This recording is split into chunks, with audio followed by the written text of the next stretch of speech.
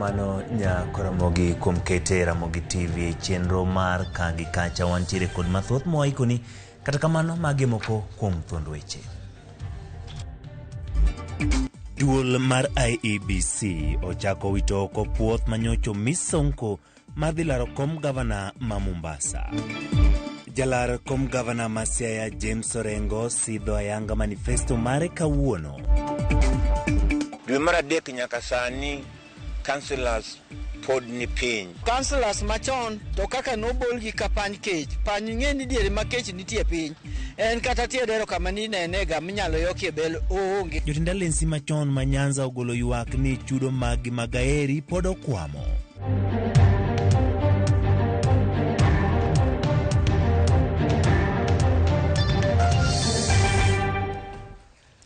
Machiegni nyinga Ochieng Emmanuel. Duol mochung' ne yiero kod kiewo IEBC koro mayo jalar kom mar gavana ma Mombasa Mike Sonko oboke manopuodhe kaka jachung' e laro komno.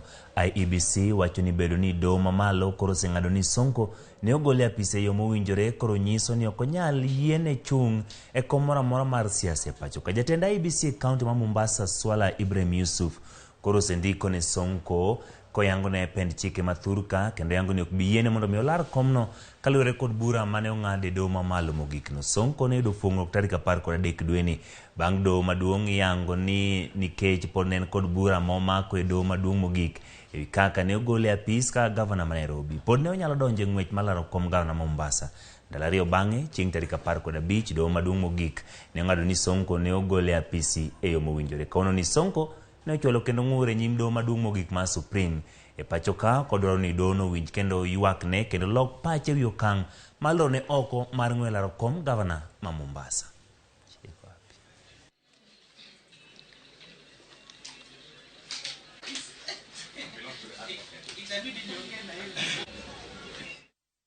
Senator Masia James Orengo malaro kom gavana Masia kod jalupne William Oduol kauno sidha yanga manifesto margi. Orengo kod jalupne William Oduol ni ng'wech mar manyo kom gavana Masia kokalo duond bura mar ODM.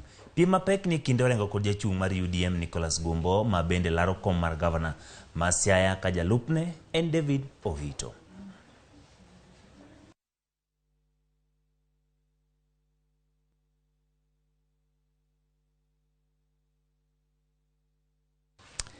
Ka pod wantiere weche mag siasa to kod campaigns.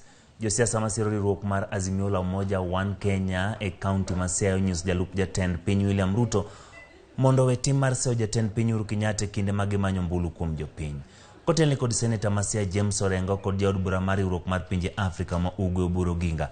Jotelogo wacho ni Ruto nyaka koro owe ba wach ne jatend piny Uhuru Kenyatta nikech chung' mare mar siro Raila Amolo Odinga lwedo e laro kom jatend piny. Jotelo ariyogo ma bende ojiwo oganda jo Ugenya mondo mi wuog oko kendo go ombulu mana ne jo ODM e yiero mar dwe mar 8 koni Ruto sani piny osebago.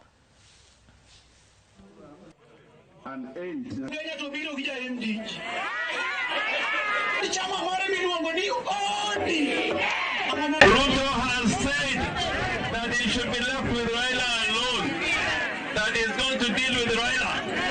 I want to tell Ruto, Raila is not going to deal with you. It is the voters that are going to deal with you. The voters are going to send Ruto home. Not Raila, it's the voters who are going to send you home. Already you are behaving as a bad loser. You are crying and you are so angry. Kenya does not want a president who is full of anger. We want a president who is going to serve the people of Kenya. Kapod wantiere kaunti ma Siaya obile sub-county ma Game mantie Siaya timo nonro ewi monj moro kama nyamburko mar MCA ma South Game Ward migosi Onyanga Udi ne wang' kod jogo mapok oyangi otieno ma piny orugo kawuono. Kaluwore kod kamanda mar obile county sub-county ma Game Charles Chacha, nyamburko no kido Toyota Probox no wang' kod jonjore mane omonjo od MCA no kar saa 7 mar otieno ma piny orugo kawuono. Kachacha wacho ni onge ng'ata ng'ata mohinyore kinde monj makamano kaluwore ni MCA no ne onge kar jot mare seche mane monj makamano timore. Audi mosebedo MCA ma South Game Ward chakre higa mag 2017 olaro komno kendo kod otiko maduond bura ma United Democratic Movement. Meeting in just the next home. just from my cousin's home. And I was called by a brother that one of my cars was on fire. Because I have 2 cars. The car that was at home was on fire. So I had to rush with the relatives just to come and check on. Arriving at the scene, the vehicle was already burnt to ashes, and they also found the tin which they use for petrol. If I look at it, this is political. I know it's political because this vehicle has been here for a long time. It has been helping the community in terms of like a hash. It has been helping on emergency issues like taking people to hospital on emergency issues. Yeah. So I know very well that even today in the morning, there are people who came who wanted to use it to take one of my constituents had passed on. I wanted to use that vehicle to take the body to the mortuary, and they found it burning. Game residents to be peaceful, my supporters to be peaceful. We know through God everything will be well.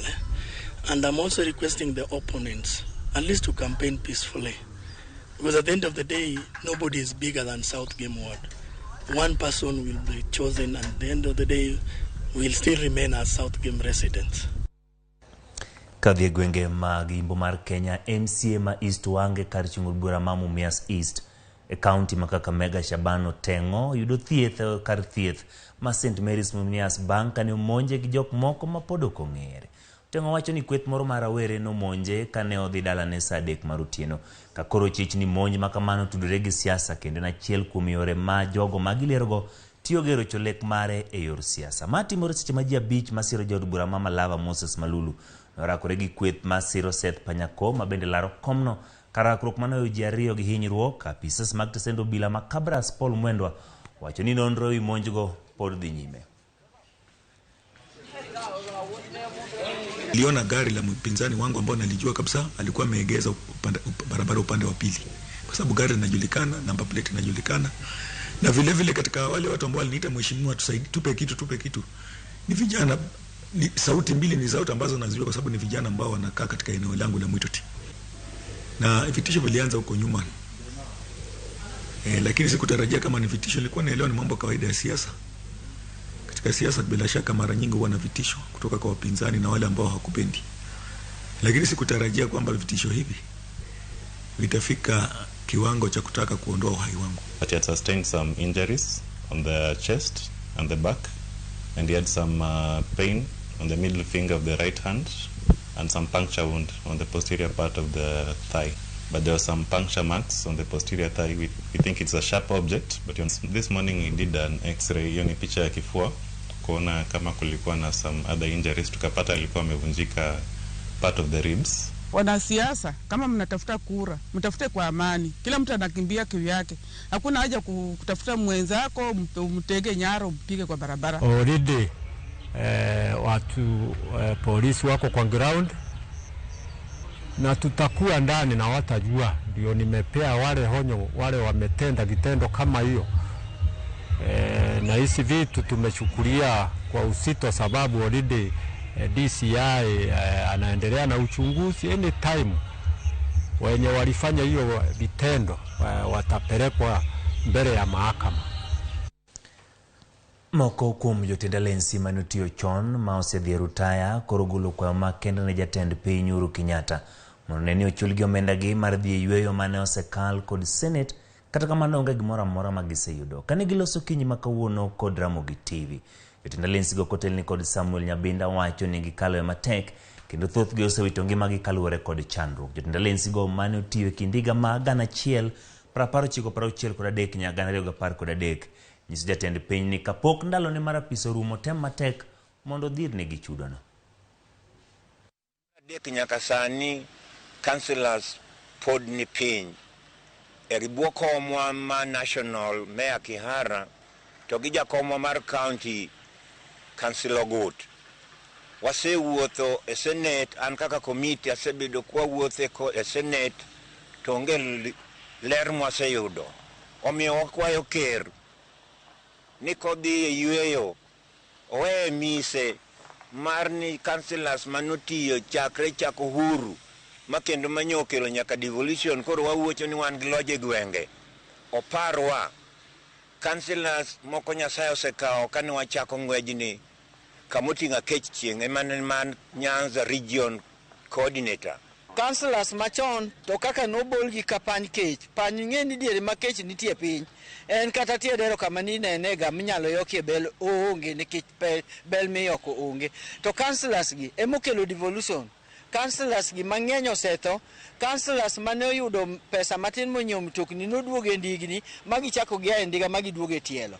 To mano ok ber ka jatelo kweche gwengi. Wan mani dala gimoro ma anyalo timo sani onge, to kane wanie council to ne watelo ni ji duto. Omiyo akwayo mana ni gik ma jo councillors wetewa osewacho mondo chop kare. Riwruok mar Okinde LSK otelo e loso riwruok maduong' mar kene ratich ji mosebed kinego aoyaye kod ji magigeno ni gino bila ma pacho ka. Riwruogno singo mar wuotho kod jonyuol joma ne owito ngimagi kata olal e yo mapok oyangi eneno ni giyudo ratichgi kendo piny owacho ochulogi kaluwore kod chik. The mothers and the survivors of extrajudicial killing and enforced disappearance have lacked a voice. But we say from today, this coalition is going to give them a voice. As a society, we are going to look at the documented cases and the undocumented cases and initiate a national campaign against extrajudicial killings.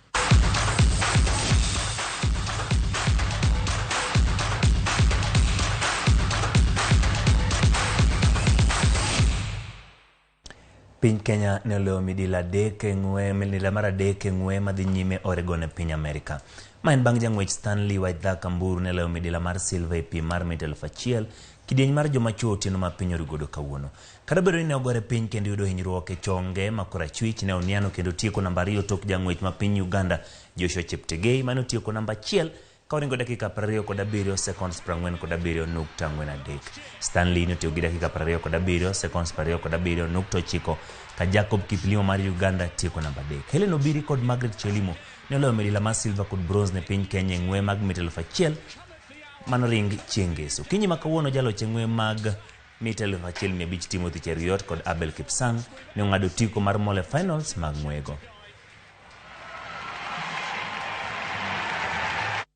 Shelly Ann Fraser Price ne oloyo ng'wech mar mita 100 e tielo mar 5 Oregon okinyi ma kawuono ka otelo ni jowetene mag Jamaica loyo midila duto e kidieny mar mita 100 mar joma mine. Fraser Price ne chako ng'wech mapiyo ka oringo kendo yombo nyaka giko kendo tieko gi seconds 10.67 ka Shirika Jackson ne okawo silver